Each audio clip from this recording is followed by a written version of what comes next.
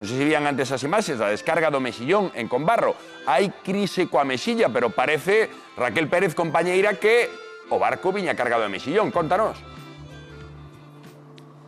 A ver, Juan, eu unha experta non son, non vos vou mentir, pero o barco eu creo que viña bastante cheo. Imos a preguntar a Manuel. Manuel, como está o mexillón? Escaso? Porque eu, a cota a min pareceme que debeste escoller. Sí, no, aí debe haber sobre 22 toneladas aí no barco hoxe.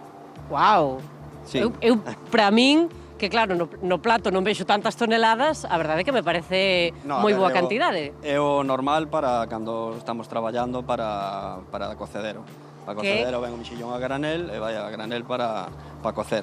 Despois ou vai para lata ou para vender en congelado.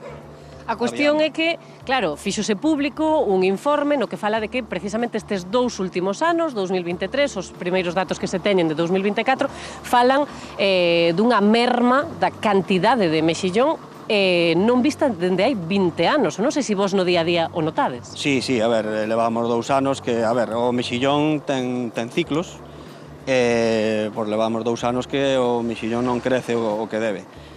Pode ser por moitos motivos. Despois tamén, a parte de que non creceu, estes últimos anos tuvemos problema co tema da mexilla, que hubo pouca nas zonas que nos deixan ir, onde había non pudemos ir, que estaban vetadas, non se puderon encher as bateas, por iso tamén a baixa a produción en tema de toneladas.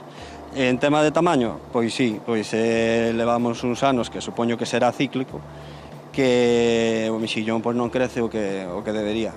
Tema de corrientes, tema do cambio climático... Claro, aí efectivamente o CSIC apuntaba a factores climáticos como a suba da temperatura da auga, a acidez dos océanos, que tamén está aumentando. Son cousas que non se poden prever ou podemos facer algo. A ver, prever evidentemente o cambio climático, sabemos que está aí, oye, habrá que ir mirando para facer cousas para que o impacto sea menor.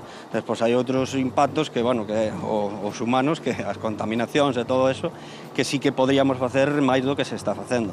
Ten en conta que as rías... reducir, por exemplo, o número de mexillóns ou eso ao final non... A ver, nós xa temos un... Se botamos menos, non gastamos demais. A ver, estes anos xa non hubo e ao final levábamos con problemas da mexilla, como falamos antes, e non se meteron o mexillón que se tiña que meter, e ao final este ano a casualidade que o mexillón é máis pequeno, o sea, non é só o tema da cantidad, nós xa estamos regulados, tes 500 cordas, non podes meter máis, o sea, por moita cría que haiga ou por moito tal, tes as cordas que che deixan meter e non podes meter máis de aí.